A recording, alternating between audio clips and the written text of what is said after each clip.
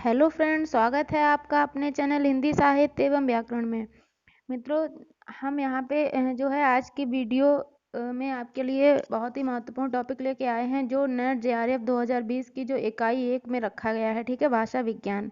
भाषा विज्ञान से संबंधित हम कुछ प्रश्न लेके आए हैं, जिनमें जो है मतलब कुछ कम ही प्रश्न हैं, लेकिन जो है उसमें हमने फैक्ट भी बताए हैं, जिन्हें आप अच्छे से नोट कीजिए। और आपको प्रश्न अच्छे लगते हैं तो आप वीडियो जो है पूरी देखिए। वैसे हम चाहते हैं, हमारा मानना है कि ये वीडियो आपके लिए काफ़ी उपयोगी होने वाली है, तो आप जो है वीडियो के लास्ट तक बने रहिए, क्योंकि हमने वीडियो के लास्ट में जो है 3-4 क्वेश्चन ऐसे रखे हैं जो बिल्कुल नेट में हूबहू पूछे जाते हैं। ठीक है, तो हमारी वीडियो पे आप लगातार बने रहिए। ठीक है, चलिए वीडियो की शुरुआत करते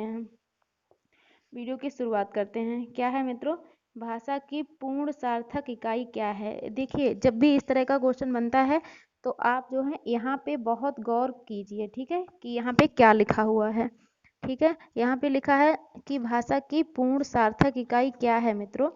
ठीक है, तो आपको जो है इसका आंसर देना है। वाक्य है कि ध्वनि है कि शब्द है या फिर ये सभी हैं।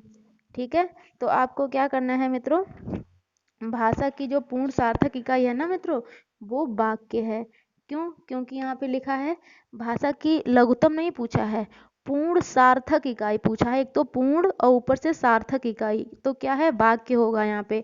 ठीक है, और जब यहाँ पे हमारा क्वेश्चन बनता है कि भाषा की जो है लघुत्तम इकाई क्या है, भाषा की लघुत्तम इकाई क्या है, तो उसका उत्तर होता है ध्वनि। ठीक है, और जब हमारा क्वेश्चन में लिखा होता है कि भाषा की सार्थक लघुत्तम इकाई क्या है, ठीक है, तो इसका उत्तर होता है मित्रों, तो इसका जो आंसर होता है वो होता है शब्द। ठीक है, आपको बहुत अच्छे से ये बात पता होनी चाहिए कि भाषा की अगर पूर्ण सार्थक इकाई की बात करते हैं तो वाक्य होगा। ठीक है, जैसा कि ये हमारे क्वेश्चन में दिया हुआ है। ठीक है, और भाषा की जो है सबसे छोटी इकाई अगर पूछते हैं तो ध्वनि या वर्ण होगी। ठीक है, अगर ध्वनि है तो ध्वनि होगी, नहीं तो वर्ण होगी। वैसे ही जो है हम अगर बात कर लें कि भाषा की जो है सार्थक सार्थक लघुत्तम इकाई क्या है, सार्थक भी लिखा होगा और लघुत्तम भी लिखा होगा, तब होगी शब्द। ठीक है, उम्मीद है कि आपको ये क्वेश्चन अच्छे से समझ में आ गया होगा। ठीक है, चलिए आगे देख लेते हैं। स्वनिम क्या है? स्वनिम क्या है? तो मित्रों, आपको हम बता दें कि इसके लिए आप जो चारों विकल्प देखिए क्या लिखा हुआ है। हाँ, देखिए, वर्ण है कि ध्वनि है या शब्द है या इनमें से कोई नहीं है। ठीक है, तो हम आपको बता दें, ये जो स्वनिम है ना, ये स्वनिम का मतलब होता है ध्वनि। ठीक है, क्या होता है मित्रों? ध्वनि। ध्वनि हमारा यहाँ पे सही हो जाएगा। ठीक है, ये जो स्वनिम होता है ना, ये स्वर्ण धातु से मिलकर बना, स्वर्ण धातु से बना है। कौन सी धातु है? स्वर्ण। ठीक है, जिसका अर्थ क्या होता है? ध्वनि होता है। ठीक है, आपको पता है, और अगर नहीं पता है तो हम आपको बता दे रहे हैं। ये शब्द जो है संस्कृत का है। ठीक, आगे देख लेते हैं मित्रों। विश्व की भाषाओं, देखिए ध्यान दीजिए, विश्व की भाषाओं का आकृति मूलक वर्गीकरण सर्वप्रथम किसने किया? इंपॉर्टेंट क्वेश्चन है मित्रों, ये आपके आने वाले हिंदी के एग्जाम्स में पूछा जा सकता है। ठीक है, क्या है इसमें? मैक्स मूलर है या क्रोचे है या श्लेगल है या गार्डिनर है? ठीक है, तो इसका आंसर मित्रों सही हो जाएगा श्लेगल। ठीक है, आपको ध्यान रखना है। श्लेगल क्या है, एक बार फिर से रिपीट कीजिए हमारे साथ। विश्व की भाषाओं का आकृति मूलक वर्गीकरण किसने किया? सर्वप्रथम किसने किया? श्लेगल ने। ठीक है, प्रथम प्राकृत किसे कहा जाता है मित्रों? तो ये जो प्रथम प्राकृत लिखा है ना, ये किसे कहा जाता है? अपभ्रंश को कहा जाता है कि पाली को कहा जाता है कि प्राकृत को कहा जाता है या फिर हिंदवी को कहा जाता है? तो जो प्रथम प्राकृत है ना मित्रों, ये कहा जाता है पाली को। किसे कहा जाता है? पाली को। ठीक है, द्वितीय प्राकृत होता है वो कहा जाता है प्राकृत को। ठीक है, और तृतीय अगर प्राकृत पूछा जाता है मित्रों, तृतीय प्राकृत, तो वो कहा जाता है अपभ्रंश को। तो ये बात भी आपको याद रखनी है। ठीक है मित्रों, आपको वीडियो अच्छी लग रही हो, भले ही आप इसे बहुत ध्यान से देखिए। ठीक है, हो सकता है ये क्वेश्चन कुछ टफ हो आपके लिए, या कोई कोई ऐसा होगा जिसके लिए क्वेश्चन काफ़ी इजी होंगे, लेकिन इसको हम ये चाहते हैं कि आप ये वीडियो ध्यान से देखिए, क्योंकि यहाँ से क्वेश्चन आने की संभावना है। ठीक है, तो हो सकता है कि आप ये एग्जाम में यहाँ से क्वेश्चन मिल जाए। तो आप इसे बहुत ध्यान से देखिए, क्योंकि हमने लास्ट में जो दो चार चार क्वेश्चन ऐसे लिखे हैं, दिए हैं, जो है नेट में हूबहू आ सकते हैं। ठीक है, नेट जेआरएफ 2020 में जो है आने की संभावना है। आइए आगे देखते हैं, मान स्वर क्या है मित्रों। मान स्वर क्या जो है कल्पना किसने की। ठीक है, तो मान स्वर क्या है, देखिए प्रोफेसर डेनियन ने की है। मान स्वरों को मतलब माना है, किसने किसने माना है, देखिए श्लेगल ने माना है, या हेनरी स्वीट ने माना है, या गार्डिनर ने माना है। इसका आंसर सही होगा मित्रों प्रोफेसर डेनियन। ठीक है, आपको याद रखना है, जब मान स्वरों की बात आएगी ना, तो आपको प्रोफेसर डेनियन जो है सही करना है। आइए अब ये क्वेश्चन बनता है, मान स्वर की संख्या कितनी है मित्रों। तो मान स्वर की संख्या कितनी है, 8। कितनी है, 8 है। लेकिन अगर पूछ दिया जाए गौड़ मान स्वर क्या है, गौड़ मान स्वरों की संख्या कितनी है मित्रों, तो आपको याद रखना है, तब यहाँ पे ऑप्शन 7 जो है सही हो जाएगा। ठीक है, आपको याद रखना है। आइए आगे देखते हैं, अर्थ परिवर्तन की 3 दिशाएं होती हैं। नीचे देखिए, यहाँ पे क्वेश्चन आपका बन रहा है, क्या है, अर्थ परिवर्तन की कितनी दिशाएं होती हैं, 3 होती हैं। ठीक है, नीचे दी हुई दिशाओं में से कौन सी दिशा अर्थ परिवर्तन की नहीं है, ये देखिए। तो ये जो है 3 होते हैं। देखिए टफ थोड़ा क्वेश्चन हो सकता है, लेकिन नेट जेआरएफ में मित्रों इतने इजी क्वेश्चन नहीं पूछे जाते हैं जितना कि हमें लगता है। ठीक है, और उसमें सीधे सीधे भी क्वेश्चन नहीं पूछे जाते हैं, तो हम इसलिए जो है ऐसे डीपली प्रश्न लाने की कोशिश कर रहे हैं, कि ताकि भाषा विज्ञान से आपके क्वेश्चन जो है यहीं से आ जाए। ठीक है, तो क्या होती हैं, अर्थ विस्तार, अर्थ संकोच, अर्थादेश, ठीक है, और अर्थ सामर्थ्य। इनमें मतलब 3 होती हैं, ये तो पक्का है। ठीक है, अब 3 इन्हीं में से हैं, इन्हीं में से 3 होती हैं, और एक ऐसी है जो नहीं है अर्थ परिवर्तन की। ठीक है, तो अर्थ विस्तार है, अर्थ संकोच भी है, अर्थादेश भी है, अर्थ सामर्थ्य जो है मित्रों ये नहीं है। यानी कि यही हमारा क्वेश्चन आंसर जो है सही हो जाएगा, क्योंकि यहाँ पे नहीं है। एक बात हम आपको बता दें कि जब भी पेपर में कोई प्रश्न आता है ना, जिसमें नहीं शब्द लिखा होता है, ठीक है, तो वो हम लोग अक्सर जो है भूल जाते हैं। तो उसे हमेशा जो है एक गोले में बंद कर लें, ताकि ये नहीं जो है कभी यहाँ से हटे ना। ठीक है, तो आपको ये चीज़ ध्यान रखनी है कि जब भी प्रश्न में हमें नहीं मिल जाए ना, तो उसे हम गोला कर लें, ताकि ये नहीं यहाँ से नहीं हम जरूर देख लें, ताकि हम ये नहीं देख के ही अपने ये क्वेश्चन का आंसर करें। ठीक है, आगे आगे देखते हैं, क्या है मित्रों, अर्धमागधी। अर्धमागधी का अर्धमागधी मित्रों अपभ्रंश होता है ना। ठीक है, सौर श्रेणी अपभ्रंश होता है। ठीक है, बहुत सारे अपभ्रंश होते हैं, हम ऐसे इससे भी संबंधित एक वीडियो आपके लिए लाएंगे जहाँ से क्वेश्चन बनता है। ठीक है, अर्धमागधी अपभ्रंश है। तो अर्धमागधी का प्रयोग मुख्यतः किस साहित्य में हुआ, देखिए कितना इंपॉर्टेंट है, कितनी अच्छी बात है। अर्धमागधी का प्रयोग मुख्यतः किस साहित्य में हुआ है, बौद्ध साहित्य में हुआ है, कि पाली साहित्य में हुआ है, या जैन में, या सभी में। ठीक है, तो यहाँ पे जो है आंसर सही हो जाएगा जैन साहित्य। ठीक है, आपको याद रखना है, अर्धमागधी का प्रयोग जो है मुख्यतः जैन साहित्य में हुआ है। ठीक है, आइए आगे देख लेते हैं, प्राकृत का पाणिनि किसे कहा जाता है। ये क्वेश्चन सिंपल है, सरल है, इजी है, तो ये आपको हो सकता है पता हो। ठीक है, किसी को पता भी होगा, प्राकृत का पाणिनि किसे कहा जाता है मित्रों। लेकिन यहाँ पे ऑप्शन ऐसे हैं ना, कि इनसे भी कभी कभी कंफ्यूज हो जाते हैं। ठीक है, क्या है, और ऐसे ही ऑप्शन जो है हमारे पेपर में भी हमें देखने को मिलते हैं। ठीक है, प्राकृत का पाणिनि किसे कहा जाता है मित्रों, बरूरुचि को कहा जाता है, कि हेमचंद्र को कहा जाता है, किशोरीदास वाजपेयी को कहा जाता है, या कामता प्रसाद गुरु को कहा जाता है। तो ये प्राकृतिक का पाणिनि कहा जाता है हेमचंद्र को। ठीक है, हेमचंद्र को कहा जाता है। आइए आगे देखते हैं, प्राकृत व्याकरणों। देखिए व्याकरणों का अर्थ क्या होता है, व्याकरण का मतलब होता है जो व्याकरण का ज्ञाता है, उसे ही व्याकरण कहते हैं। ठीक है, आप जानते ही होंगे।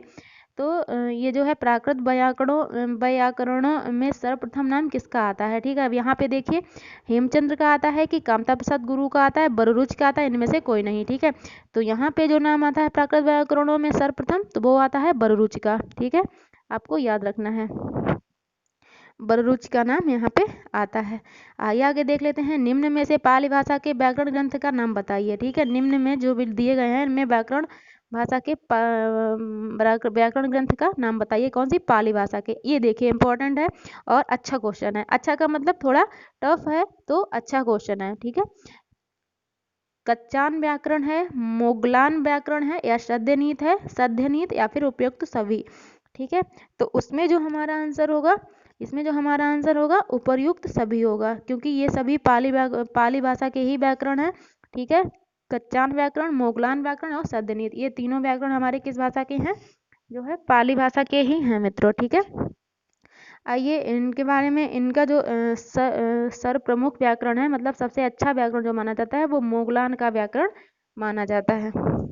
ठीक है, मोगलान का व्याकरण माना जाता है। एक बार फिर से हमारे साथ रिवीजन कीजिए, रिपीट कीजिए क्वेश्चन।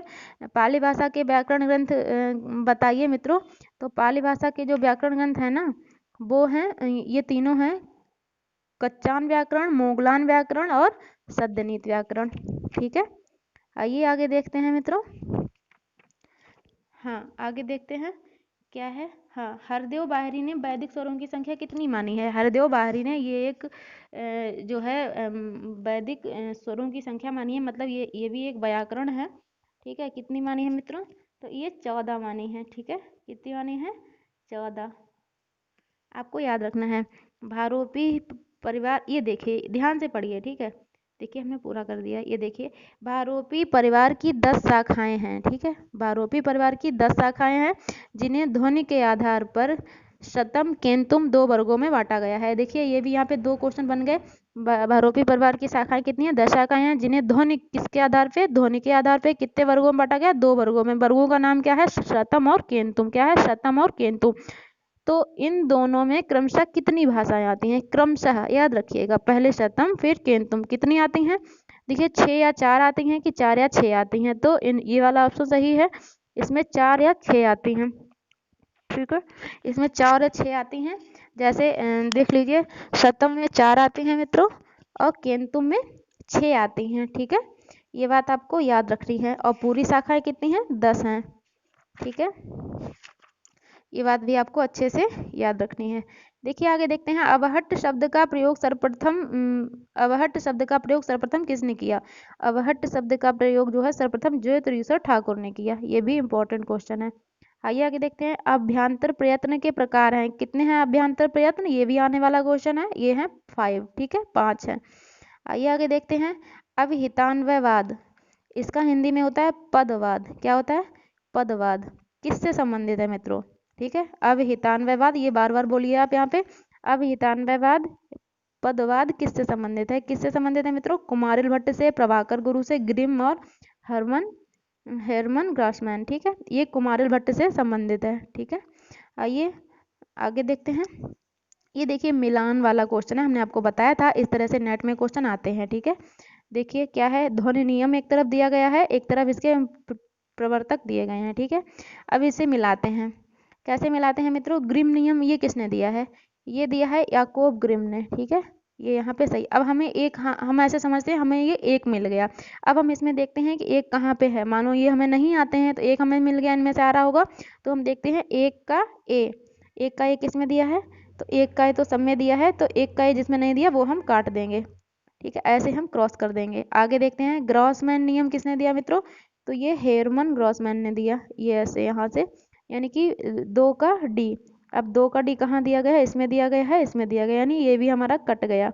2 का डी इसमें दिया गया है। आइए आगे देखते हैं, तालब्य नियम। तालब्य नियम ये किसने दिया मित्रों?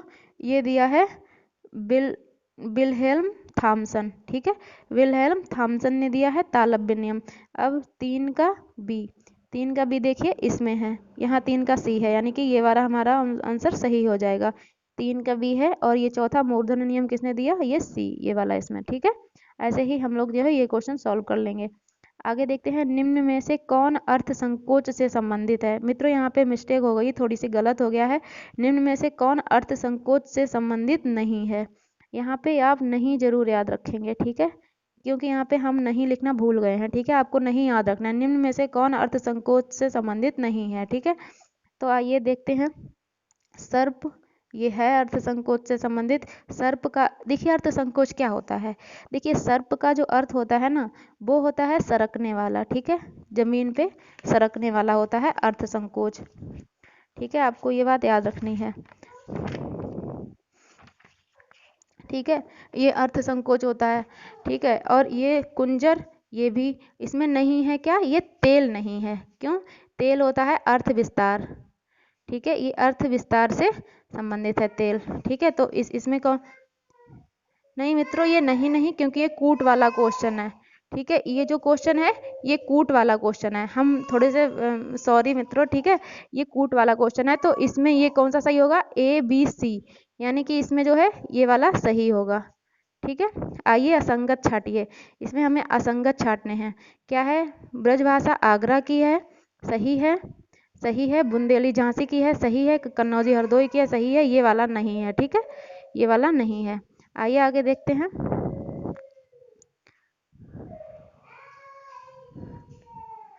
ठीक है, ये यहीं तक हमारे क्वेश्चन थे आज के। ठीक है, वीडियो आपको अच्छी लगी हो तो हमारे चैनल को सब्सक्राइब कीजिए, लाइक कर दीजिए और अपना कमेंट भी हमें दीजिए। ठीक है, जिससे हमें पता चले कि आपको हमारी वीडियो कैसी लग रही है। ठीक है, चलिए वीडियो का एंड करते हैं। Thank you so much. और हाँ, इससे पहले हम आपको बता दें कि अगर हमारे वीडियो आपको अच्छे लग रहे हैं तो हमारी प्ले लिस्ट चेक करके आप वहाँ से हमारे कोई भी वीडियो जो है देख सकते हैं। ठीक है, चलिए वीडियो अंत करते हैं, धन्यवाद।